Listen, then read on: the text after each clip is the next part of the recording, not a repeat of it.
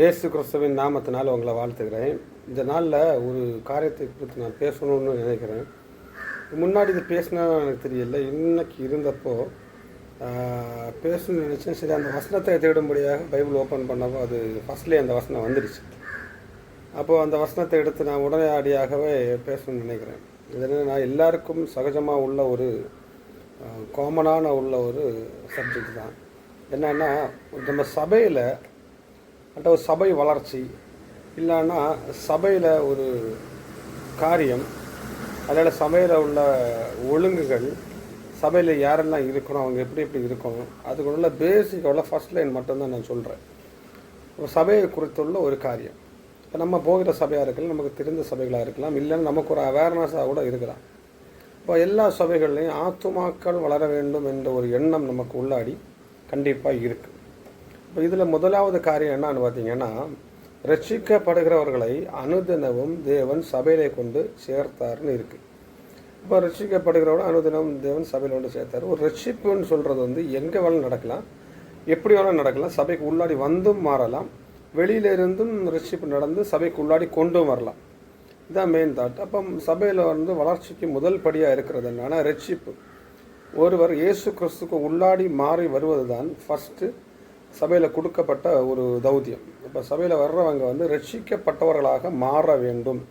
ரட்சிக்கப்படாதவர்கள், இது ரட்சிக்கப்பட்டு சபைக்குள்ளாடி சேர்கிறவர்கள் இந்த ரட்சிப்பை காத்துக்கொள்ளத்தக்க வண்ணமாக இருக்க வேண்டும். அதற்குள்ள போதனைகளும் சபையில் கொடுக்கப்பட வேண்டும். இப்போ அப்போஸ்தலர் அழகாக சொல்கிறாரு. அப்போஸ்தலர் 12ஆம் அதிகாரம் 28 31 வரை. இதை மெதுவாக நீங்கள் படித்தாலே போதும். இதில் நான் மெதுவாக படிக்கிறேன். இதில் என்ன கொடுத்துருக்குன்னா, ஒரு சபை எப்படி இருக்கணும், தேவனானவர் சபையிலே முதலாவது அப்போஸ்தலர். அப்போ ஒரு சபையில் முதலாவது யார் இருக்கணும்னா அப்போஸ்தலர் இருக்கணும். ரெண்டாவது தெளிவாக கொடுத்துருக்கு. ரெண்டாவது தீர்க்கதரிசிகளையும். இப்போ தீர்க்க தரிசன வசனங்கள் எல்லா சபையிலையும் இருக்கும். அதான் நமக்கு தேவன் கொடுத்துருக்கிற வசனம். தீர்க்க தரிசிகள் கண்டிப்பாக ஒரு சபையில் இருக்கணும். அப்போஸ்தலர் கண்டிப்பாக இருக்கணும், தீர்க்க தரிசிகள் கண்டிப்பாக இருக்கணும். மூன்றாவது போதகர்களையும். இப்போ 3 பேர் கண்டிப்பதில் இருக்கு. மூன்றாவது போதகர்கள். இப்போ ஃபர்ஸ்ட் அப்போஸ்தலர், தீர்க்க தரிசிகள், போதகர்கள், 1க்கு மேலே. அப்போ மினிமம் 1ஆவது இருக்கணும், 1க்கு மேலே நம்ம வச்சுக்கலாம். பின்பு அற்புதங்களையும், பின்பு குணமாக்கும் வரங்களையும், ஊழியங்களையும், ஆளுகைகளையும், பலவிதமான பாஷைகளையும் ஏற்படுத்தினார். இது ஏற்படுத்தினார் சொல்கிறோம்னா தேவன் ஏற்படுத்துகிற ஒரு காரியம். இதை நாம் தடை சொல்ல முடியாது. யாராக இருந்தாலும், நானாக இருந்தாலும் கூட ஒரு சபையை குறித்து சொல்கிற அளவுக்கு நாம் தகுதி உள்ளவர்களான்னு பார்த்தா இல்லை, நானும் தகுதி உள்ளவனா இல்லை. ஆனால் பைபிள் வசனம் என்ன சொல்லுது, அவர் ஏற்படுத்தினார், தேவன் ஏற்படுத்தினார், அதில் தெளிவாக கொடுத்துருக்கு. சபையில் இவ்வளவு காரியங்கள் செய்கிறதற்கு ஆள் கண்டிப்பாக 3 பேர் இருக்கணும். அந்த 3 பேரை வைத்து விட்டு அதுக்கப்புறம் என்ன அற்புதங்கள் நடக்கு, குணமாக்கும் வரங்கள், ஊழியங்கள், ஆளுகைகள், பலவித பாஷைகள் ஏற்படுத்தினார். அவங்க ஃபஸ்ட்டு 3 பேர் அப்போஸ்தலர், தீர்க்கதரிசிகளையும், 3வது போதர்களையும். பின்பு என்ன அற்புதங்கள் நடக்கும். அது யாருக்கு கொடுக்கப்பட்ட வரங்களை குறித்து இதே 12ஆம் அதிகாரம் தொடக்கத்திலிருந்து லாஸ்ட் வரை படிச்சிங்கன்னா உங்களுக்கு தெரிய வரும். அற்புதங்கள் நடக்கிறதுக்கு காரணம் என்ன, அப்போ வரங்கள் நாடினீங்களா, அந்த வரங்கள் உடையவங்கள் அவர்கள் என்ன பண்ணுவாங்க, அற்புதங்கள் நடப்பிப்பார்கள். அந்த அற்புதம் நடத்துறது அவங்க இல்லை, இயேசு கிறிஸ்துவானார், பரிசுத்த ஆவியானவர் அவர்கள் உள்ளாடின்னு செயல்படுகிற ஒரு காரியமாக இருக்கிறது. இதில் நான் அப்போஸ்தலர்னு சொல்கிற நேரம் சபையில் அப்போஸ்தலர்களுக்கு வேலை என்னன்னா சுவிசேஷத்தை பரப்புவது தான் அவங்களுக்கு வேலையாக இருந்துச்சு. நீங்கள் பைபிள் எடுத்து பார்த்தீங்கன்னா தெரியும். இயேசு கிறிஸ்துவை பற்றி சொல்லுகிறவர்கள். 2வது தீர்க்கதரிசிகள் சொல்கிற நேரம் தீர்க்கமான காரியங்கள், நம்ம ஃப்யூச்சர் நமக்கு புலப்படாத சில ஃப்யூச்சர் தேவன் வெளிப்படுத்துகிற காரியங்களை பேசுவதற்கும். இந்த பழைய ஏற்பாடு தீர்க்கதரிசிகள் யாருன்னு உள்ளது தெரியும். அந்த தீர்க்கதரிசிகளுக்கு வேலை என்னன்னு உள்ளது பழைய ஏற்பாடு நீங்கள் புஸ்தகங்களை எடுத்து படிச்சிங்கன்னா தெளிவாக தெரியும். அதில் நம்ம திருப்பி எக்ஸ்ப்ளனேஷன் கொடுக்க வேண்டிய தேவை கிடையாது. உண்மையாக சொல்லுகிற மனிதர்கள், தேவன் அவர்களுக்கு என்ன சொல்லுகிறாரோ அதை உண்மையாக வெளிப்படுத்துகிற மனிதர்கள், வசனத்தை கோர்த்து அவங்களுக்கு கொடுக்க வேண்டிய வெளிப்பாடை கொடுக்குறவர்கள். அடுத்து என்னன்னா போதகர்கள். போதகர்களுக்கு வேலை என்னன்னு பார்த்தீங்கன்னா வருகிறவர்களுக்கு போதனை சொல்லுகிறவர்களாக இருக்கிறாங்க. அது பலதரப்பட்ட மக்கள், பல விஷயத்துக்காக, பல காரியங்களுக்காக வருகிறவர்கள், பல அங்கலாய்ப்போடும் பல கஷ்டத்தோடு வருகிறவர்களுக்கு போதனை சொல்கிறவர்களாக இருக்கிறாங்க.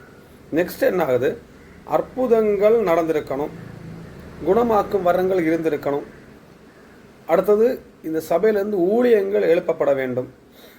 அடுத்தது ஆளுகைகள், அதுக்கு ஆளுகைகள்னு சொன்னால் மேனேஜ்மெண்ட் சைடுனா நம்ம சபை மேனேஜ்மெண்ட் இல்லை, ஒவ்வொரு ஒவ்வொரு நம்ம சபையில் ஒரு 100 பேர் இருக்கிறாங்கன்னா அவங்களுக்கு என்ன மாதிரி மென்டாலிட்டியில் வராங்கன்னு தெரியாது.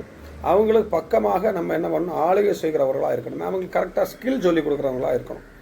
என்னென்ன காரியம் எப்படி தீர்மானம் எடுக்கணும், நீங்கள் எப்படி இருக்கணும், எப்படி இருக்கக்கூடாது, இந்த ஆளுகைத்தனத்தை நாம் சரீர பிரகாரமாக அவங்களுக்கு சொல்லிக் கொடுக்க வேண்டியது ரொம்ப முக்கியம். எக்ஸாம்பிள் ஒன்று சொல்லலாம். ஒரு ஆள்கிட்ட எப்படி பேசணும், ஒரு ஆள்கிட்ட எப்படி நம்ம ஹேண்டில் பண்ணணும், லைஃப் எப்படி ஹேண்டில் பண்ணணும், சபையை எப்படி ஹேண்டில் பண்ணணும்னு எல்லாரும் அறிஞ்சிருக்க வேண்டும். அடுத்த பல விதமான பாஷைகளையும் ஏற்படுத்தணும். அது அவர் ஏற்படுத்துகிறார். இது எல்லாமே இயேசு கிறிஸ்து பரிசுத்த ஆவியான ஏற்படுத்துகிற காரியமாக இருக்குது. இதில் ஒரு 1000 பேர் நம்ம சபையில் வாரதா இருந்துச்சுன்னா இந்த ஒரு காரியத்தை ஒரு பாஸ்டரால் கையாள முடியுமா, ஒரு தீர்க்கதரிசியால் கையாள முடியுமா, ஒரு அப்போஸ்தலரால் கையாள முடியுமா? கண்டிப்பாக முடியாது. அதனால தான் இதில் என்ன கொடுத்துருக்காங்கன்னா, அப்போஸ்தலர்களையும் சொல்கிற காரியம் சபையில் போதகர், அப்போஸ்தலர்கள், இன்னும் தீர்க்கதரிசிகள், இந்த மாதிரியெல்லாம் பாகுபாடு இல்லாமல் எல்லாருக்கும் தேவன் இந்த வரத்தை கொடுத்துருக்கிறார். இதில் யாருக்கு என்ன இன்ட்ரெஸ்ட் இருக்கணும்னு தான் தேவன் அறியணும். இப்போ நான் என்ன சொல்லுவேன்னா, சில பேருக்கு கவுன்சிலிங் கொடுக்கறதுக்கு பயங்கர இன்ட்ரெஸ்ட்டாக இருக்கும், சில பேருக்கு அற்புதம் செய்யணும்னு தோணும், சில பேருக்கு என்ன ஆகும், 4 பேருக்கு நன்மையான காரியங்களை சொல்லிக் கொடுக்கணும், பைபிளின் ஆழத்தை சொல்லிக் கொடுக்கணும், இயேசு கிறிஸ்துவை விட்டு நம்ம சொல்லிக் கொடுக்கணும், ரட்சிப்பின் பாதைக்குள்ளாடி அவங்கள நடத்தி வரணும். சில பேருக்கு ரட்சிப்பின் பாதையில் வந்தவங்களை தற்காத்து கொள்வதற்காக போதகர்களை தேவன் வைத்திருக்கிறாரு. அந்த மாதிரி போதனை பண்டிகைகளும் நம்ம சபையில் இருக்கணும். இது ஒருவர் மாத்திரமல்ல, ஒரு ஆளுக்கு மேலே பற்பல. 2வது அற்புதம் அடையாளம் செய்கிற ஒரு வரம் வேணும். அற்புதங்கள் நடக்கணும். அற்புதங்கள் தேவனால் தான் செய்ய முடியும்.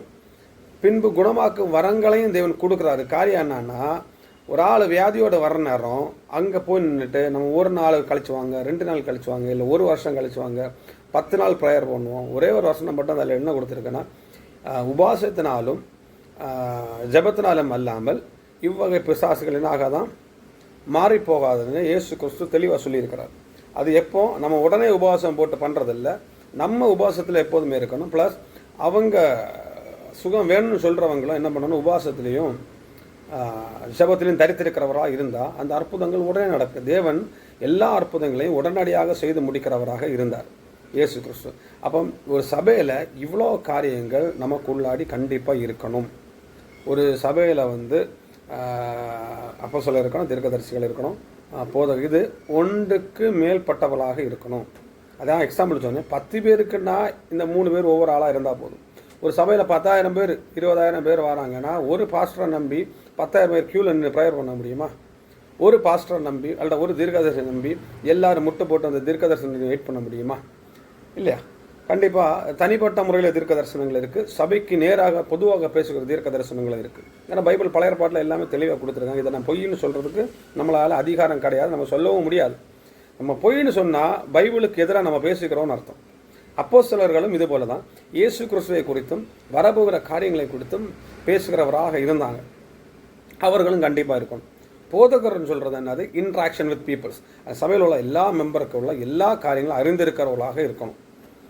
அப்போ இது கண்டிப்பாக தேவை. இது யாருக்கு கொடுக்கப்பட்ட அதிகாரம்னா, சபையில் உள்ள மக்களுக்கு கொடுக்கப்பட்ட, விசுவாசிகளுக்கு கொடுக்கப்பட்ட அதிகாரங்கள்.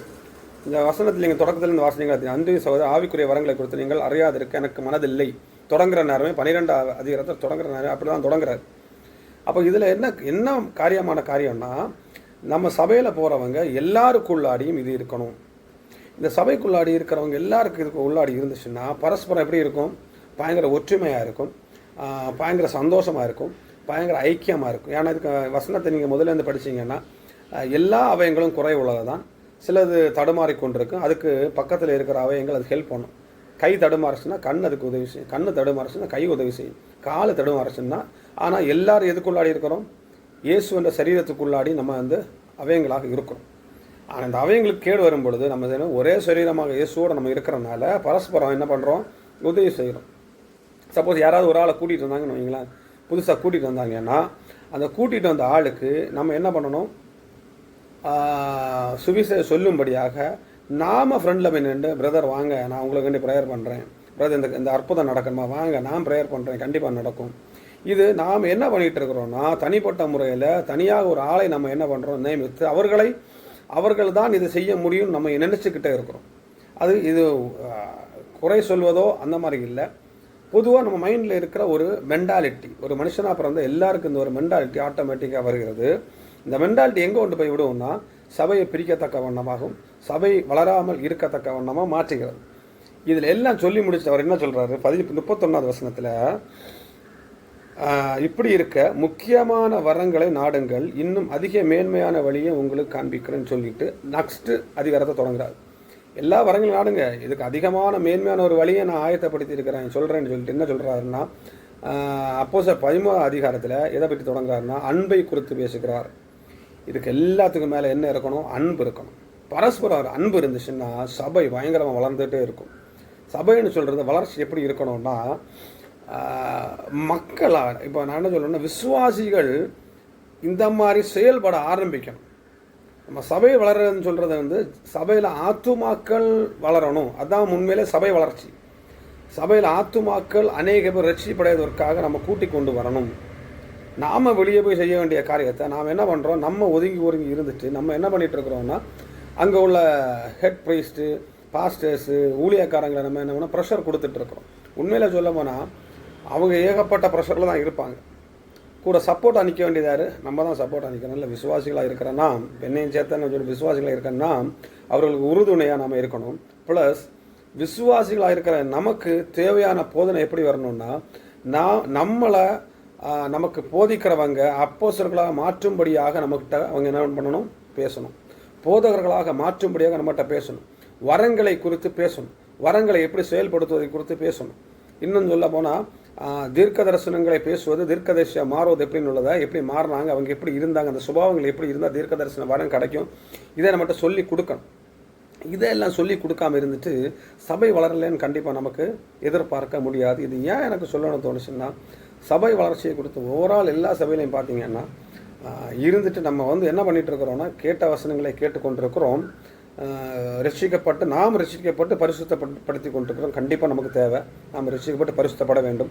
ஆனால் நாம் மட்டும் பரிசுத்தப்பட்டு பரலோகத்துக்கு போகிறதுக்கு வேண்டி அல்ல, இயேசு கிறிஸ்து நம்மளை ரட்சிப்புக்குள்ளாடி கொண்டு வந்தார். ரட்சிக்கப்பட்டனா இன்னொரு ஆளை ரட்சிப்புக்காக நாம் என்ன பண்ணி கொண்டிருக்கிறோம்? எத்தனை வரங்களை நாம் நாடிக்கொண்டிருக்கிறோம்? நாம் அப்போஸ்தலராக இருக்கிறோமா? நம்ம தீர்க்கதரிசிகளாக இருக்கிறோமா? அல்லது நம்ம ஒரு போதகர்களாக இருக்கிறோமா? இல்லைன்னா அற்புதம் செய்கிற ஒரு வரங்களை பெற்றவர்களாக இருக்கிறோமா? ஒரு மிராக்கள் நடப்பிக்கிற வரங்களை பெற்றவர்களாக இருக்கிறோமா? அந்நிய பாஷையில் பலமாக பேசுகிறவர்களாக இருக்கிறோமா? ஜெபிக்கிறவர்களாக இருக்கிறோமா? இப்படி ஒன்றும் இல்லாமல் நான் கிறிஸ்தவனாக இருந்துட்டு ஒரு பிரயோஜனமும் கிடையாது. இதனால் இது நம்மளை மாற்றிக்கொள்ள வேண்டும். ரெண்டாவது, ஒரு சபை வளர்ச்சிக்கு முக்கியமான கருத்து நான் விசுவாசிக்கிறேன். இந்த வசனம் தெளிவாக சொல்லுது, 3 பேர் கண்டிப்பாக இருக்கணும், 1க்கு மேலே இருக்கணும். அப்போஸ்தலர்கள், 2வது தீர்க்கதரிசிகள், 3வது போதகர்கள். அல்லாமல் அதில் என்ன கொடுத்துருக்குன்னா அற்புதங்களையும் பின்பு குணமாக்கும் வரங்களையும் புதிய ஊழியங்கள் நம்ம மூலியமாக வெளியே வரணும். 2வது பலவித பாஷைகளை ஏற்படுத்தினார். எல்லாரும் அப்போஸ்தலர்களாகவும் எல்லா தீர்க்கதரிசிகளாக இருக்க முடியாது. அவங்களுக்கு பகிர்ந்தளிக்கப்பட்டபடி செய்யணும்னு உள்ளது இந்த வசனத்தின்படியாக தெளிவாக தேவன் சொல்லுகிறார். இதன் மூலம் தேவன் ஆசீர்வதிப்பார். நம்முடைய சபைகளும் மாறட்டும், நாம மாறுவோம். ஆமென்.